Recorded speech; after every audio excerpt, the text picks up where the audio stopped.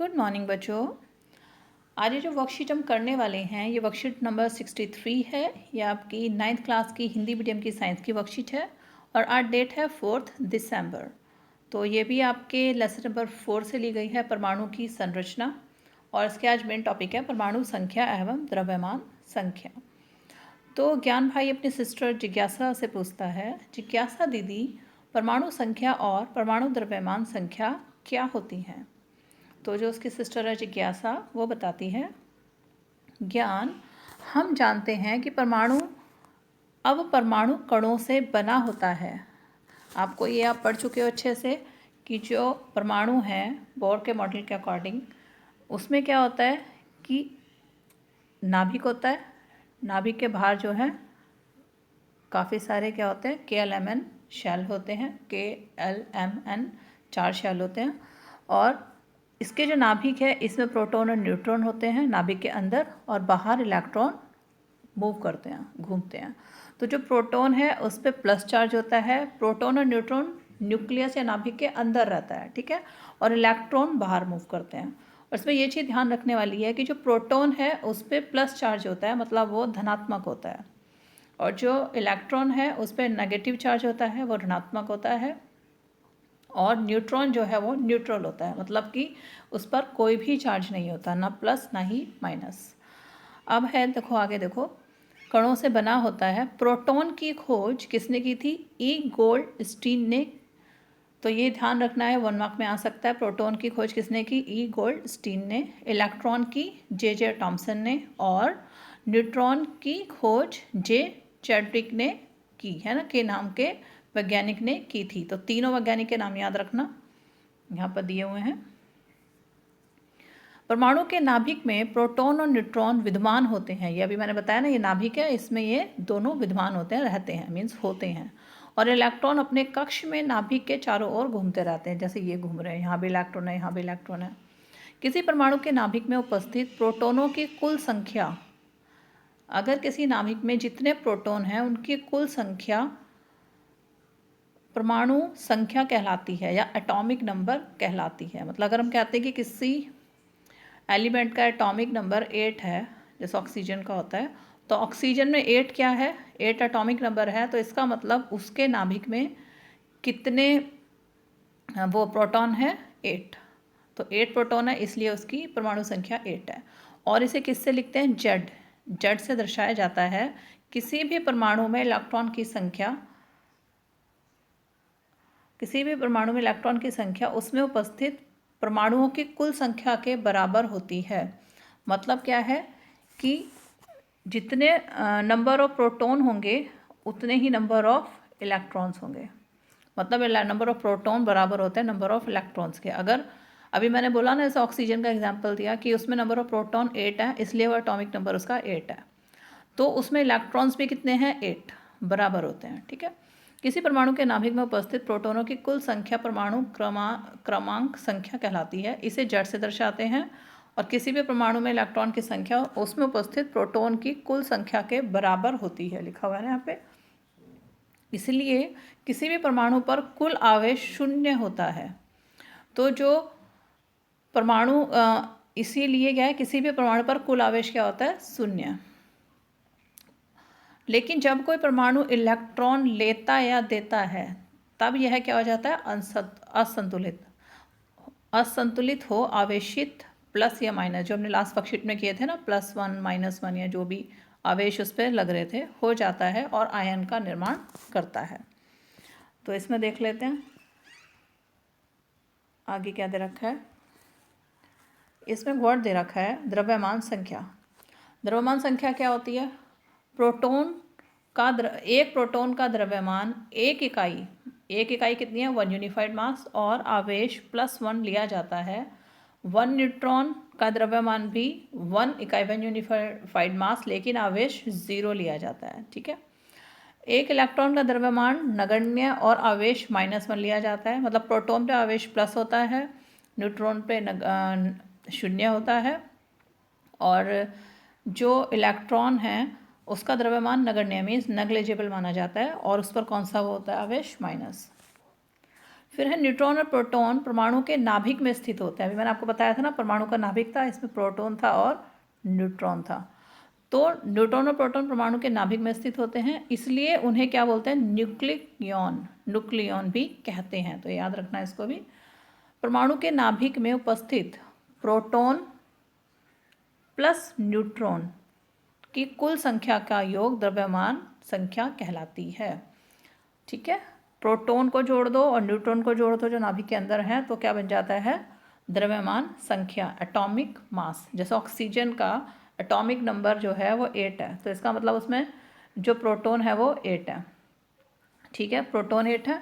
और अगर हम अब पूछेंगे इसका एटॉमिक मास कितना है, तो इसका एटॉमिक मास 16 होता है। तो 16 क्या है, 8 प्रोटॉन है और 8 न्यूट्रॉन है। ठीक है, तब ये 16 एटॉमिक मास बना। आगे देख लेते हैं हम इसको। तो इसको ध्यान रखना बेटा, इजी है वैसे काफ़ी। अब हम देख रहे हैं नेक्स्ट समस्थानिक। समस्थानिक ये भी काफ़ी इंपॉर्टेंट है, ये मतलब मोस्टली रिपीट होकर एग्जाम्स में आता ही है। समस्थानिक और समभारिक में से कई बार एक पूछ लेते हैं, कई बार इसके एग्जाम्पल्स पूछ लेते हैं, कई बार इसमें डिफरेंसेस पूछ लेते हैं, तो करना है इसको, इसका काफ़ी इंपॉर्टेंट टॉपिक है ये। तो समस्थानिक एक ही तत्व के परमाणु जिनकी परमाणु संख्या समान लेकिन द्रव्यमान संख्या भिन्न होती है। जैसे इसने एग्जाम्पल क्लोरीन का लिखा हुआ है ना, क्लोरीन में यहाँ पे 17 लिखा है और यहाँ पर 35 लिखा है। अच्छा, एक चीज़ और है कि किसी भी परमाणु का जो मतलब हम जैसे मान लीजिए परमाणु है, ठीक है, एक एलिमेंट है, तत्व है, तो तत्व का प्रतीक हम लिखते हैं बीच में, और जो उसका एटॉमिक नंबर होता है मतलब परमाणु संख्या होती है वो हम लिखते हैं नीचे, और जो परमाणु द्रव्यमान होता है वो हम लिखते हैं ऊपर। जैसे ऑक्सीजन को लिखना है तो ऑक्सीजन तो हो गया इसका प्रतीक, ठीक है, ओ से हम इसको डिनोट करते हैं, सिंबलाइज करते हैं। और अगर इसका एटॉमिक नंबर है कितना, 8, तो 8 हम लिखेंगे नीचे, और एटॉमिक मास कितना है 16, तो 16 लिखेंगे ऊपर। ठीक है, इस तरीके से इसको रिप्रेजेंट करते हैं। तो जो क्लोरीन है उसमें आपको दिख रहा होगा कि इसमें C2 दिए हुए हैं, क्लोरीन 17 दोनों तरफ सेम है ना, और ऊपर यहाँ पे 37। तो इसमें क्या सेम है, 17 सेम है, मतलब एटॉमिक नंबर सेम है ना, परमाणु संख्या सेम है, लेकिन जो परमाणु द्रव्यमान है वो इसका अलग अलग है, डिफरेंट है ना, एक में 35 और एक में 37 है। तो ये इन्हीं जिसमें मतलब सिंपल सा है कि जिसमें परमाणु संख्या जो है वो एक समान होती हैं लेकिन परमाणु द्रव्यमान अलग अलग होते हैं, वो समस्थानिक कहलाते हैं। ठीक है, परमाणु संख्या समान लेकिन द्रव्यमान संख्या भिन्न होती है, बस समस्थानिक कहलाते हैं। जैसे क्लोरीन के 2 समस्थानिक दे रखे हैं ना, और हाइड्रोजन के 3। अब ये हाइड्रोजन के 3 जो है ये एक बार पेपर में आया हुआ है, तो ये 1 मार्क या 2 मार्क का क्वेश्चन था कि हाइड्रोजन के 3 समस्थानिक बताइए। तो इसके स्ट्रक्चर लिखने थे, मतलब जैसे प्रोटियम H11 है दोनों में, फिर ड्यूट्रियम मतलब 2, ड्यू मतलब 2, और ट्रिटियम मतलब 3। तो इसमें है क्या कि तीनों में देखो परमाणु संख्या तो एक एक है, लेकिन परमाणु द्रव्यमान जो प्रोटीनियम है उसमें 1 है, और जो ड्यूट्रिनियम है उसमें 2 है, और जो ट्रिटियम है उसमें 3 है।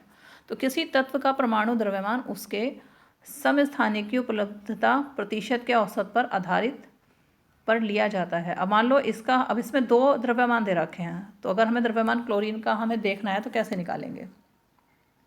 जैसे क्लोरीन के नमूने में यदि 75% और 25%, मतलब कि जो क्लोरीन का 35 वाला जो 2 समस्थानिक है, एक 75% है, एक 25% है, तो उसकी हम परमाणु द्रव्यमान को इस तरह से कैलकुलेट करके निकालेंगे। मतलब 35 उसका 75% प्लस 37 उसका 25%, तो लास्ट में कितना आता है 35.5 यूनिफाइड मास।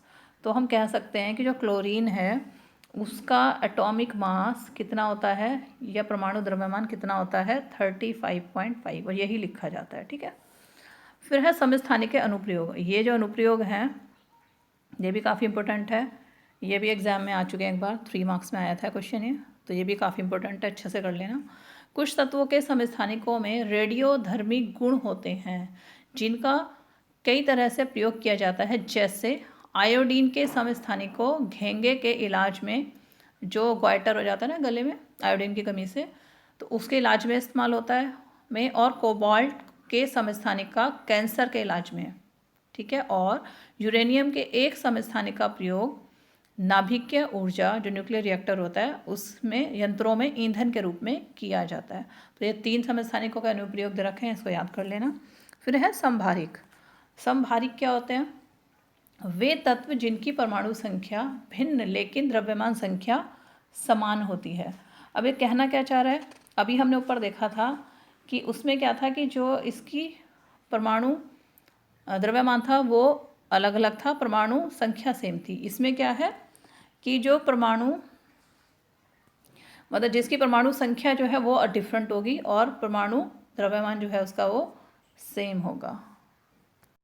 जैसे वो मैं एग्जाम्पल, जैसे कैल्शियम और ऑर्गन दोनों का द्रव्यमान 40 यूनिफाइड है, जबकि इनके परमाणु क्रमशः परमाणु संख्या जो है क्रमशः 20 व 18 है। मतलब क्या, जो कैल्शियम है उसका भी परमाणु द्रव्यमान कितना है 40 और आर्गन का भी कितना है 40, लेकिन कैल्शियम का जो एटॉमिक नंबर होता है परमाणु संख्या वो होती है 20 और आर्गन की होती है 18। ठीक है, तो ये दो क्या हैं? समभारिक। और भी एग्जाम्पल है, सोडियम और मैग्नीशियम का भी है। तो आगे क्वेश्चन देख लेते हैं। और आपके एनसीईआरटी के बुक से पढ़ना आप इसको बहुत अच्छे से, तभी समझ में आने वाला है ये। फिर क्वेश्चन नंबर 1 दे रखा है, न्यूक्लियॉन किसे कहते हैं? तो ये तो आपका सीधा सीधा दे रखा था, न्यूक्लियॉन है ना। तो ये 1 का आंसर ये हो गया। फिर नेक्स्ट है, किन्हीं 3 समस्थानिकों के उपयोग लिखिए। तो ये तीनों समस्थानिक दे रखे हैं, ये क्वेश्चन नंबर 2 का आंसर हो गया। परमाणु संख्या और द्रव्यमान संख्या को परिभाषित कीजिए। परमाणु संख्या आपकी यहाँ से दे रखी है। किसी परमाणु के नाभिक में उपस्थित प्रोटॉन की कुल संख्या क्या कहलाती है? परमाणु संख्या कहलाती है और Z से इसे दर्शाया जाता है। तो ये आ गया आपका 3 का फर्स्ट पार्ट। और दूसरा जो इसने पूछा है द्रव्यमान, तो द्रव्यमान आ गया यहाँ से। द्रव्यमान संख्या दे रखी है ना, ये लास्ट वाला जो पॉइंट है, ये आपके 3rd का सेकंड पार्ट। फिर तत्व, किसी तत्व में 6 इलेक्ट्रॉन हैं, दिमाग में रखना है इसको, 6 है इलेक्ट्रॉन, ठीक है, और 6 है प्रोटॉन और 6 ही है न्यूट्रॉन। इनकी द्रव्यमान संख्या एवं परमाणु क्रमांक ज्ञात करो। तो इनकी देखो सिंपल सा है, तो इतना पता है कि जो नंबर ऑफ प्रोटॉन है वो क्या होता है? परमाणु संख्या, है ना। तो परमाणु जो है, परमाणु संख्या कितनी होगी फिर इसकी? 6, और 6 किसकी होती है? कार्बन की। तो ये क्या है? कार्बन। ठीक है, अब हमें ये पता है कि अगर प्रोटॉन और न्यूट्रॉन को जोड़ दें तो क्या निकल आता है? प्रोटॉन और न्यूट्रॉन को अगर हम जोड़ देते हैं तो हमारा निकल आता है परमाणु द्रव्यमान। तो द्रव्यमान तो 6 और 6 कितने होते हैं? 12। तो 12 जो है वो क्या है इसका? परमाणु यूनिफाइड मास, परमाणु द्रव्यमान, या खाली 12 भी लिख सकते हो। तो ये हो गया इसका परमाणु द्रव्यमान, हो गया कितना? 12। तो परमाणु द्रव्यमान 12 हो गया और परमाणु संख्या हो गई 6। बस ये लिखना है इसमें।